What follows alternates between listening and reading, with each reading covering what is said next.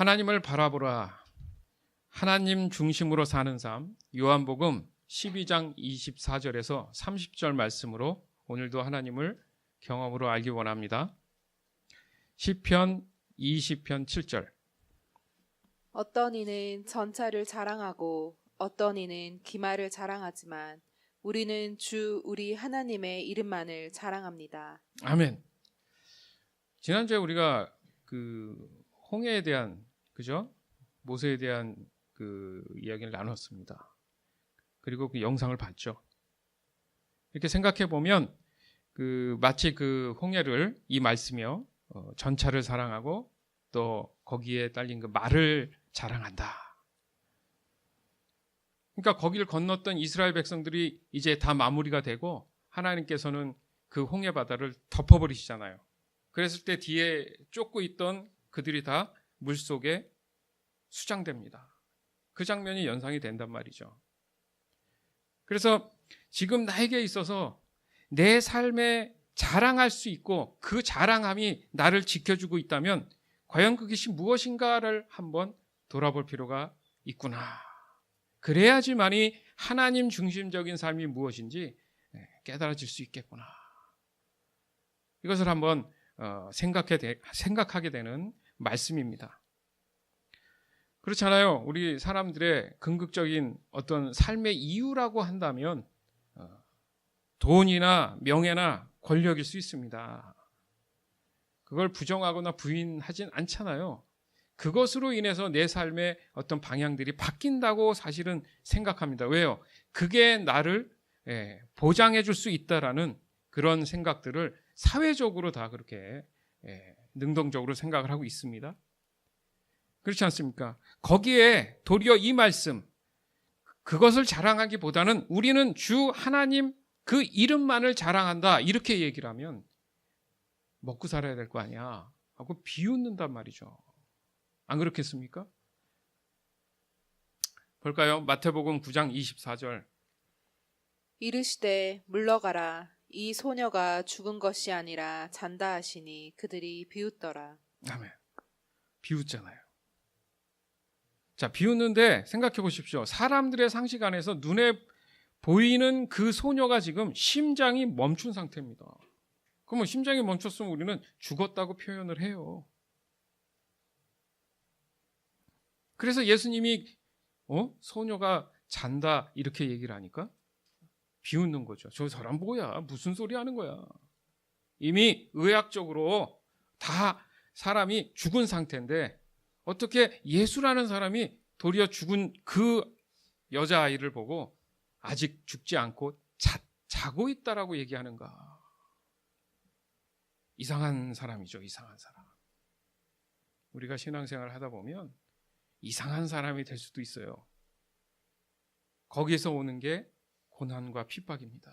그 고난과 핍박이 싫기 때문에 타협을 하는 거예요.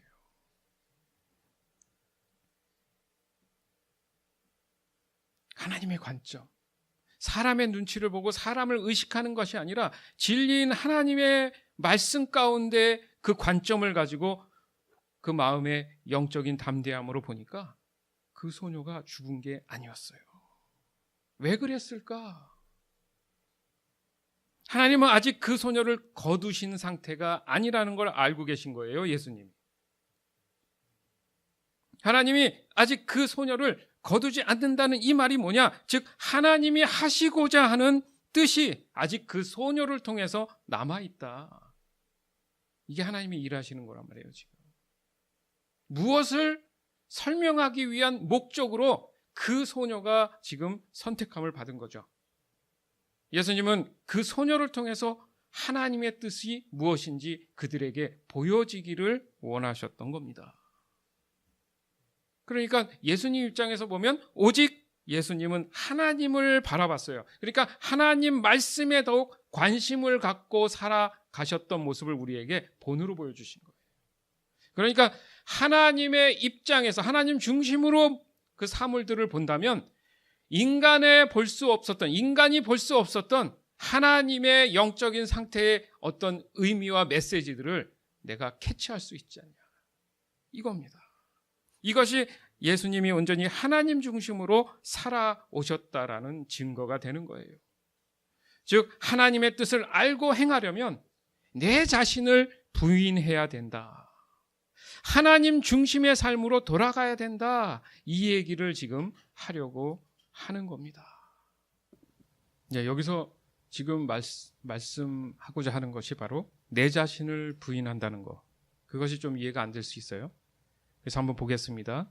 내 자신을 부인한다는 것은 자기 자신과 아무런 관계가 없는 사람인 것처럼 행동한다는 뜻, 즉 자기 자신을 이미 죽은 사람처럼 취급하고 행동하는 것을 말한다.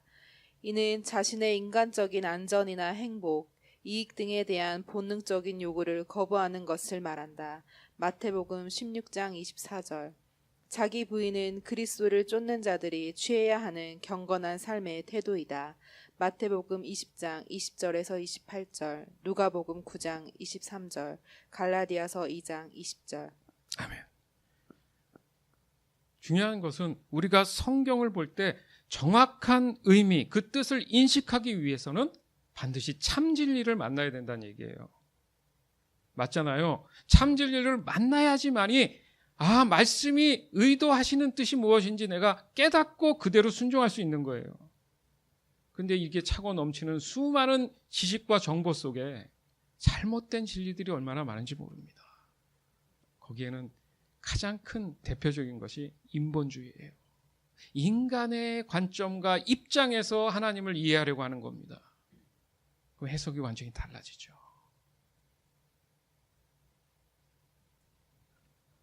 그래서 저는 지난주에도 말씀드렸지만 우리의 가슴 속에는 전지적 하나님의 시점이 있어야 된다는 거예요. 모든 것을 다 아시는 하나님의 입장에서 어떤 것이든 볼 줄 알아야지만이 그나마 그래도 참 진리에 가까이 갈 수 있습니다. 그러기 위해서 나를 부인해야 된다는 거예요.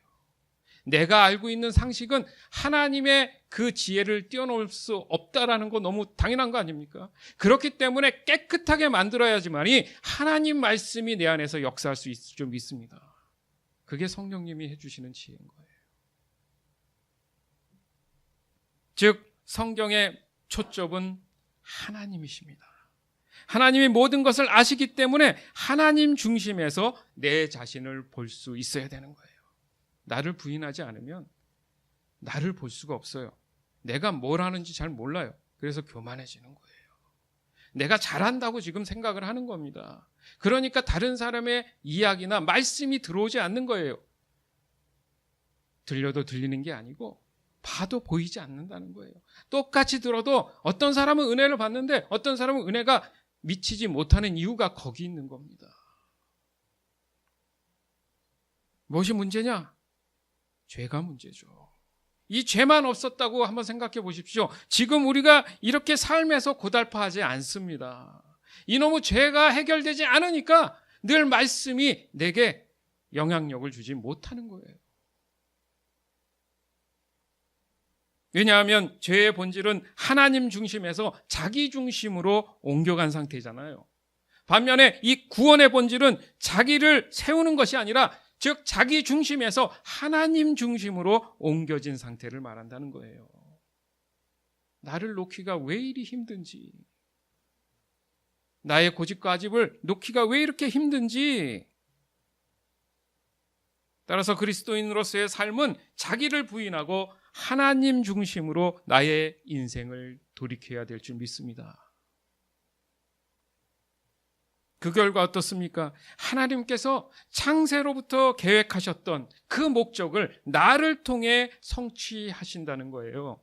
여러분 성경 전체를 보십시오. 그 반복 가운데 이루어지는 일들은 결국에 가서는 단 한 사람이라도 기회될 때 죄에서 벗어나 구원함을 얻어서 하나님과 영생한 삶을 위한 것 외에는 아무런 의미도 없고 아무런 다른 말씀도 하시지 않았다는 게 중요한 겁니다. 지금 여기서 한번 다시 정리하자면 자기 중심이 무엇이냐? 바로 내 인생의 초점을 내 자신에게 맞춘다는 거예요. 그리고 자기 자신과 자기가 이루어 놓았다는 것에 대한 스스로의 자랑스러움으로 자꾸 나를 높인다는 거죠. 그렇기 때문에 자신만을 신뢰합니다. 그냥 하나님을 믿지 않는 거죠. 그리고 자신과 자신의 능력에 의존하게 되는 거예요. 사람의 입장에서 환경을 보기 시작한다는 겁니다. 그렇게 된 결과로 이기적이고 개인주의적인 삶을 살아가게 되니까, 내 중심적인 삶으로 살아가다 보니까 하나님의 말씀은 옵션인 거예요. 골라 먹는 그런 느낌이죠. 그러나 하나님 중심적인 그 삶을 보면 하나님만을 절대적으로 순종하게 돼 있습니다. 즉 신뢰하게 돼 있어요. 다른 것을 신뢰하지 않는다는 거예요. 하나님과 하나님의 능력과 그 채워주심에 의존한다는 거예요. 전적으로. 그리고 하나님과 하나님이 하고 계신 그 일에 대한 그 인생을, 그 초점을 맞춰가기 시작한다는 거예요. 그러니까 그런 사람은 하나님 앞에 겸손할 수밖에 없는 겁니다. 이게 바로 자기를 부인할 수 있다라는 전제에서 얘기하는 거예요. 그런 사람은 하나님 나라와 그의 의를 먼저 구합니다. 결국 하나님 입장에서 모든 환경을 볼 수 있는 눈을 갖게 되는 거예요. 그런 사람은 어떤 삶이냐? 거룩하고 경건한 삶을 살아가는 사람이죠. 그런 사람의 예배를 하나님은 받으시는 거예요.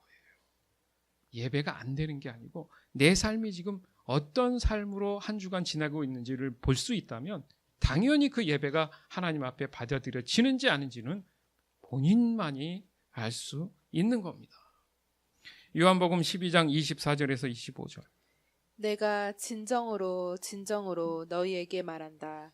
밀알 하나가 땅에 떨어져서 죽지 않으면 한 알 그대로 있고 죽으면 열매를 많이 맺는다.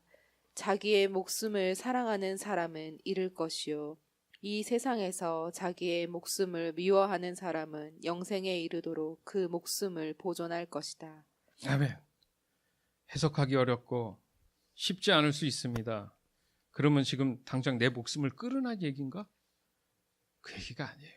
그래서 우리가 훈련하고 제자와 그 공부를 하는 겁니다. 그 안에 깊은 진리를 내가 깨달을 수만 있다면 이 말씀이 무엇인지 알아요. 바로 내 안에 갖고 있었던 죄의 근성들이 다 뜯어져 나가야 된다는 얘기입니다. 그걸 다 죽여버려야 된다는 얘기예요. 그게 죽음으로 인해서 내가 새로운 열매, 새로운 싹이 일어나기 시작하면서 하나님 말씀이 나를 자라게 한다, 이겁니다. 하나님 중심의 삶은 날마다 나를 죽이고 하나님께 순복하기를 요구하는 거예요. 왜냐하면 나의 인생 전체가 나의 계획에 의해서 진행 것 같아도 전적으로 하나님의 목적하신 바에 의해서 진행되고 있구나를 그 순간 깨닫게 됩니다. 내가 한 것 같았는데 돌아보니까 다 뒤에서 하나님이 그렇게 인도해 주셨구나. 이걸 깨닫기 시작하는 거예요. 따라서 하나님 중심의 삶을 살아가기 위해서 내 자신의 삶의 초점을 내가 세운 그 계획이 아닌 하나님의 목적에 그 초점을 맞추는 것이 중요합니다. 너무너무 중요한 문제예요. 솔직하게 잘 되길 바라십니까? 초점을 바꿔보세요. 그때부터 역사가 일어납니다. 거기서 오는 나의 용기와 담대함, 그것이 내 믿음과 신앙을 현 주소를 보여주는 거예요. 예를 들어 보면 노아에게 갑자기 방주를 만들려고 하나님께서 명령하십니다. 그렇잖아요. 노아 입장에서 세상이 너무 악합니다. 하나님, 제가 생각해 봤는데 아이디어가 하나 있는데요. 제가 이렇게 만들어 왔습니다. 설계도를 가지고 와서 이렇게 만들려고 하는데 하나님 기쁘시죠? 이러지 않았다는 거예요. 아브라함은 어떻습니까? 소돔과 고모라를 멸망시키라고 하나님이 말씀하셨어요. 그럼 아브라함 입장에서 저 성은 위험합니다. 죄라는 것이 너무 만연해서 하나님 제가 가서 다 무찔러서 멸망시키겠습니다. 이러지 않았다는 거예요. 바울은 어떻습니까? 사도 바울은 다메섹에서 예수 그리스도를 만나는 순간 삶이 바뀌었잖아요. 자기가 가졌던 모든 것들을 다 내려놓고 하나님의 뜻에 의해서, 그 목적에 의해서 인생이 바뀝니다. 이 공통점이 뭐냐? 단 한 가지 목적이에요. 하나님의 목적이신 죄로부터의 구원입니다.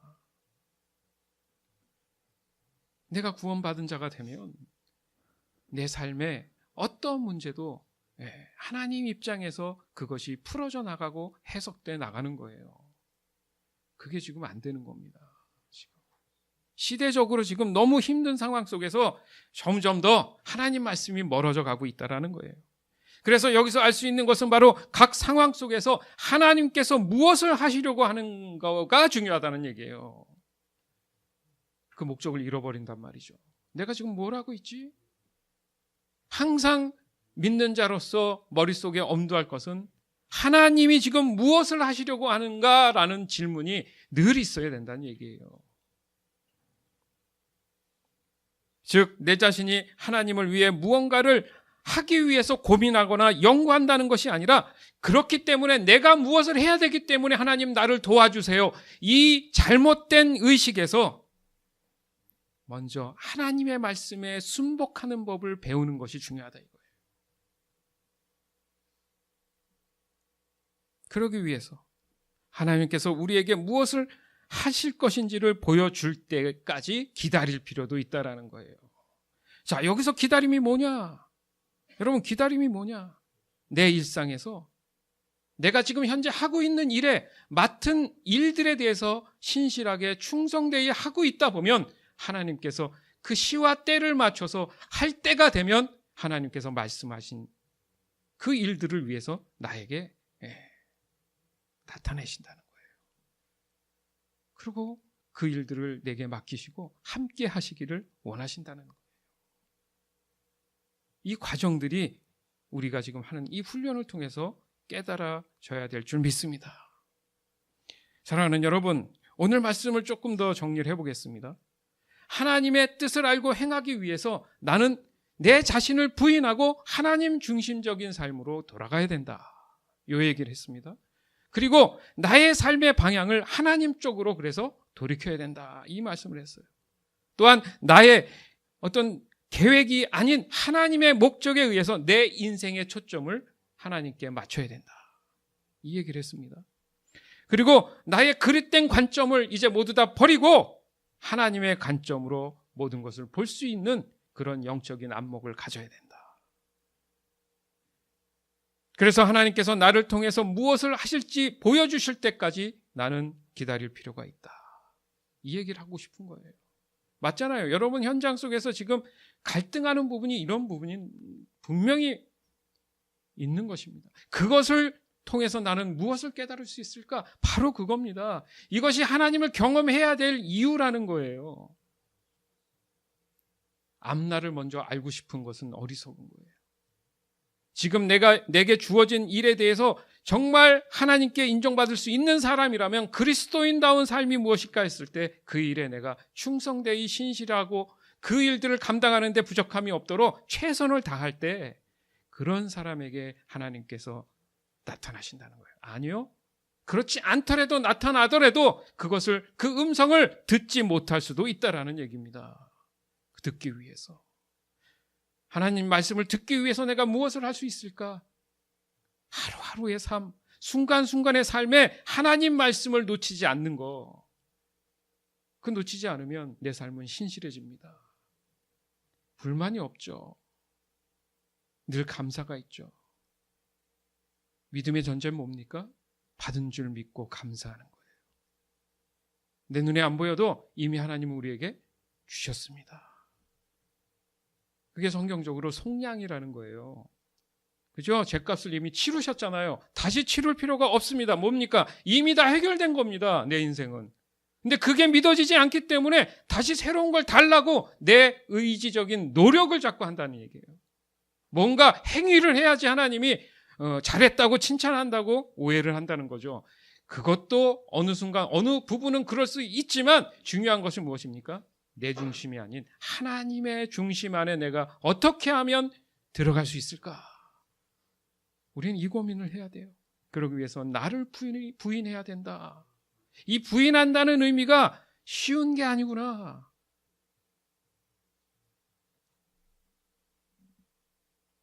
그 결과 나는 하나님께서 내 주변에서 어떻게 역사하고 계신지 찾아낼 수 있습니다. 보인다는 거죠. 예수님처럼 아까. 남들은 아니라고 하는데, 죽었다고 하는데 예수님의 눈에는 하나님이 뭘 일하고 계세요? 이 소녀가 죽지 않도록 하나님께서 이렇게 자도록 지키고 계신다는 게 보인다는 거죠. 예수님이 하신 일은 뭡니까? 하나님이 하신 것을 자고 있네? 하나님이 일하시는 걸 예수님은 고백한 거잖아요. 그리고 예수님이 하나님의 그 역사하심을 믿음으로 선포했을 때 그 소녀가 일어납니다. 그 소녀에 국한시키지 마세요. 여러분 삶에도 이렇게 하나님의 역사들이 있습니다. 그러면 예수님처럼 내 믿음으로 그것을 선포하면 그 일들이 하나님의 뜻에 의해서 가장 선하신 하나님의 역사가 일어난다는 거죠. 믿으세요? 예. 그러니까 내가 알고 있는 관점에서 제발 문제를 보지 말고 하나님의 관점에서 그 문제를 보기 시작하길 바라요. 명심하십시오. 지금 나의 아집과 고집으로 인한 그 교만을 버리고 오직 나를 사랑하셔서 독생자를 아낌없이 주신 하나님의 사랑을 좀 바라보세요. 그리고 내 중심적인 그 이기심을 버리고 오직 하나님 중심적인 삶으로 담대함 가지고 이동하시길 바라요. 그 결과 어떻습니까? 하나님의 말씀이 나를 이끄시게 될 겁니다. 그것이 진정한 나의 삶의 이유가 된다는 것을 깨닫게 되는 거예요. 그것이 그리스도인의 삶인 거예요. 지금 어려워하지 마십시오. 때를 따라 하나님의 은혜가 임합니다. 이것을 믿음으로 어떻게 하면 알 수 있습니까? 라고 하나님 앞에 묻는 게 중요한 겁니다. 오늘 예배 가운데 또 여러분 제자와 가운데에 반드시 이 마음을 가지고 하나님 앞에 기도하시는 그런 여러분들의 마음가짐이 된다면, 태도가 된다면 하나님께서 반드시 그에게 성령을 통해서 지혜를 주실 줄 믿습니다. 요한복음 12장 26절에서 30절. 나를 섬기려고 하는 사람은 누구든지 나를 따라오너라. 내가 있는 곳에는 나를 섬기는 사람도 나와 함께 있을 것이다. 누구든지 나를 섬기면 내 아버지께서 그를 높여주실 것이다. 지금 내 마음이 괴로우니 무슨 말을 하여야 할까? 아버지, 이 시간을 벗어나게 하여 주십시오 하고 말할까? 아니다. 나는 바로 이 일 때문에 이때에 왔다. 아버지, 아버지의 이름을 영광스럽게 드러내십시오. 그때 하늘에서 소리가 들려왔다. 내가 이미 영광되게 하였고 앞으로도 영광되게 하겠다. 거기에 서서 듣고 있던 무리 가운데서 더러는 천둥이 울렸다고 하고 또 더러는 천사가 그에게 말하였다고 하였다. 예수께서 대답하셨다. 이 소리가 난 것은 나를 위해서가 아니라 너희를 위해서이다. 아멘. 세상은 듣지 못하는 그런 소리들을 하나님의 사람이 되면 들을 수 있습니다. 그것이 참 진리예요. 그 진리를 따라 살아가는 저와 여러분이 되길 다시 한번 주님의 이름으로 축원합니다.